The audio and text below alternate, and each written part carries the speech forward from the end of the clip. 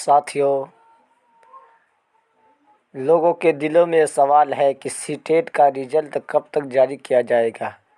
बहुत सारे साथियों ने कमेंट करके ये बात पूछ रहे हैं कि सर जी, रिजल्ट कब जारी करेंगे, क्या हमारे नंबर बढ़ सकते हैं कि नहीं। साथी, सीटेट रिजल्ट 2021 रिजल्ट कब तक आएंगे, यानी साथी कब तक आएंगे आपका रिजल्ट। जो 25 26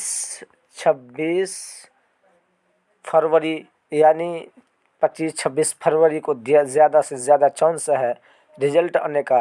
अगर 25-26 को नहीं आते हैं तो 27-28, यानी इसी महीने के अंदर में आपका रिजल्ट देखने को मिलेगा। आंसर की के हिसाब से कितना नंबर बढ़ सकते हैं। साथियों, आंसर की के हिसाब से आपका 1 से 2 नंबर या 3 नंबर बढ़ सकता है।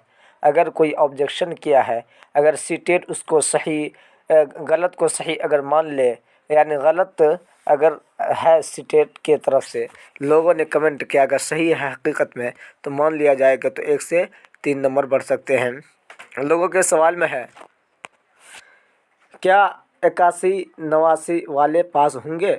जी साथी, 81-89 वाले पास होंगे। ये ज़्यादा से ज़्यादा चांस है पास होने का।